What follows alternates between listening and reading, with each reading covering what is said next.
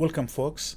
In this video I will show you how to simulate NMOS transistors using LTSPICE, and the basic idea is that we have obtained some basic parameters for the transistor from the laboratory, and then we want to simulate the transistor using those parameters that we have obtained from the lab.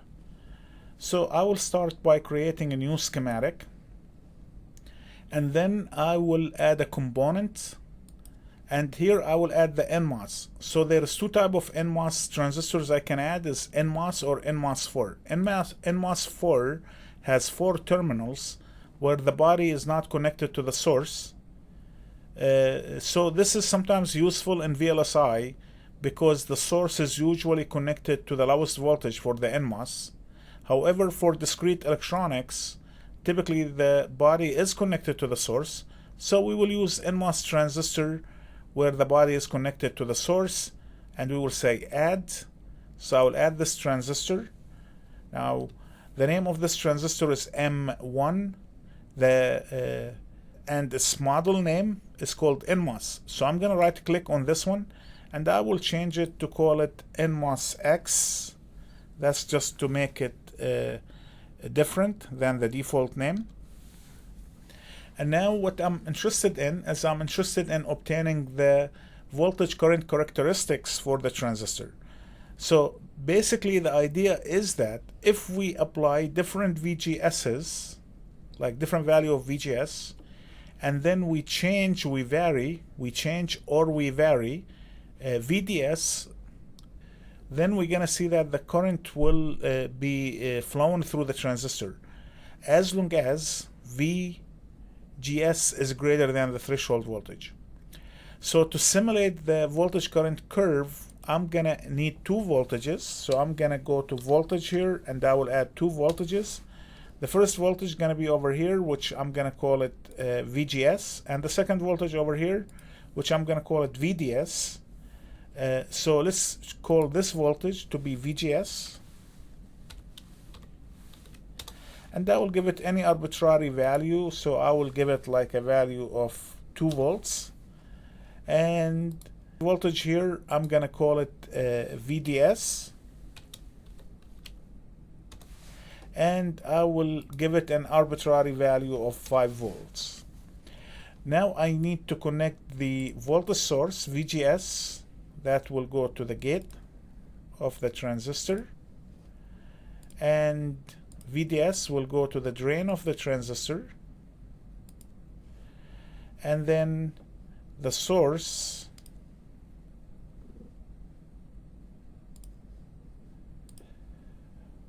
will be connected to the voltage source VDS, and it will be connected to the bottom of VDS. So let me zoom out, and now what I'm interested in is to add the ground. I must add the ground in every PSPICE circuit, otherwise it won't work. So again, as you can see here, we have applied VGS and VDS to the transistor. So the idea is, for a given VGS, for a value of VGS, we're gonna change VDS from 0 to some value like 5 volts. We're gonna sweep VDS, and we're gonna measure the current ID. So to do that, the first thing we need to do is we need to enter the model parameters for the transistor. So I'm gonna come here to up where it says PSPICE or SPICE directive. I will click on it. Now this basically will enter commands for PSPICE. So I will have a dot, a period. I will write model. Then I will write the transistor name here, which is the NMOS X. NMOS X.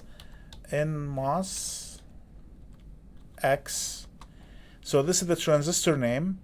Now this transistor name gonna be NMOS, so I have to write NMOS. Then I'm gonna enter the parameters. I'm interested in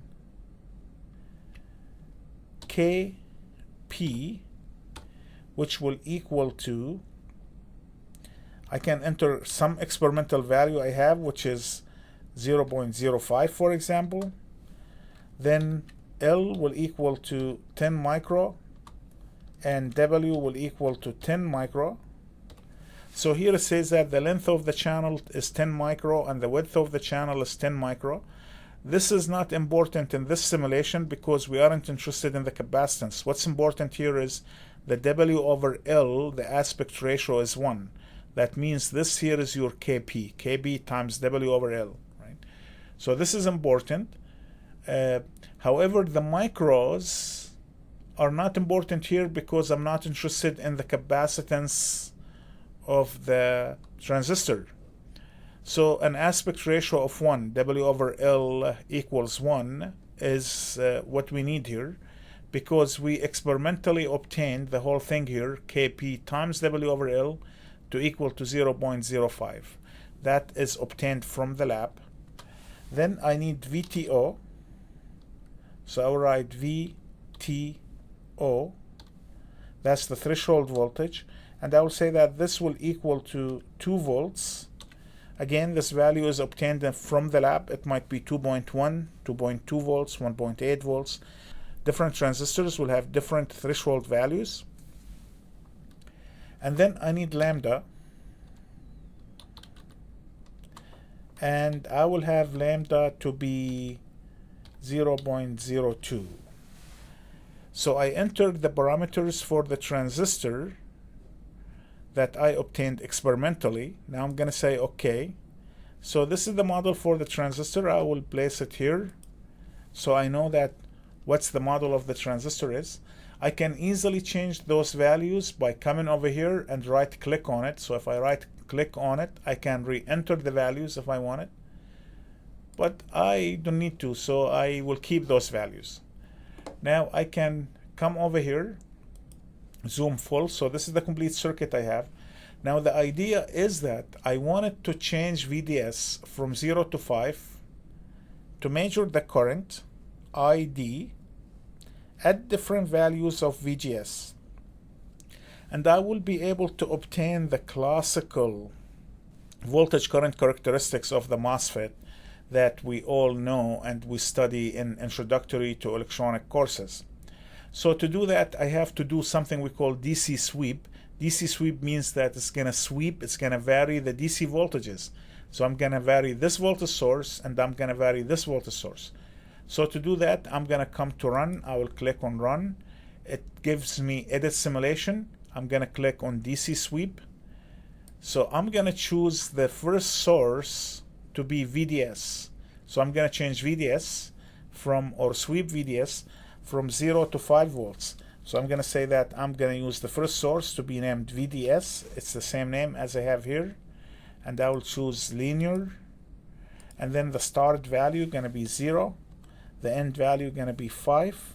And the increment going to be 0.01. So the increment is the step size. Now keep in mind that PSPICE does the simulation by applying different value points. So it's going to increment VDC from 0 to 5 with step size of 0.01. Now I need to change VGS, which is the second source. So the second source is going to be VGS, and it's going to be linear sweep. I'm going to start it from 2 volts. That's my threshold voltage. At 2 volts, the current is going to be 0. And then we're going to stop at 3 volts with an increment of 0.2. So basically what it says is VGS is going to start at 2. We're going to sweep VDS from 0 to 5 to measure the current. Then VGS is going to be incremented by 0.2. So it's going to be 2.2 volts. Sweep VGS to measure the current. Then this becomes 2.4. Sweep VGS to get the current until this becomes 3 volts. Sweep VDS to measure the currents. So we should get total of 6 curves, but this first curve should have 0 current because the threshold voltage is 2 volts. When you start at 2 volts and the threshold voltage is 2 volts, you should get 0 current. We're going to click OK. So this basically shows us that there was no error in the circuit? Yeah, I did. It shows us there is error. So before, so there was error with the parameter value lambda. So I'm gonna come back and I'm gonna fix it. So we're gonna say that it's lambda with no b, lambda, right? I make that mistake, lambda, okay. So that's okay. Now we're gonna run. So it did run, and now there is no errors in the command. So now we're gonna plot the curve. So we're gonna have add trace, and I'm gonna plot ID. That's what I need, ID. Click OK. That's the curve we have for the transistor.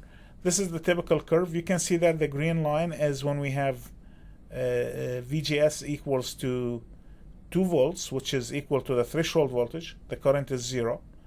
Then the first line is when VGS equals 2.2. This one when VGS equals 2.4, 2.6. This one 2.8. This one when VGS equals 3 volts. We sweep in VDS from 0 to 5 volts, and we plot in the different values of the current. Now clearly that there is 2 regions here, what we call the triode region and the saturation region. And in the deep triode region, the voltage current relationship is linear, and the slope changes by changing VGS.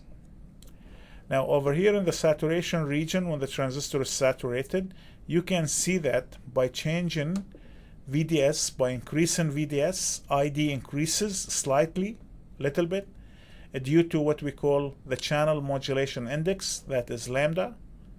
Right? So lambda is the channel modulation index. Basically, it relates to delta VDS over delta I. Right? That's what gives us lambda. So this is a very quick way to simulate the circuit using LTSPICE to characterize the NMOS transistor. And here we were able to enter the parameter values obtained from the experimental data, and we were able to obtain a curve similar to the experimental data, and that for sure reflects the characteristics of the NMOS device. So now we know that the simulation for the NMOS transistors very similar to what we actually obtained in the lab, and it can be done using LTSPICE. I hope you like this video, and good luck to you.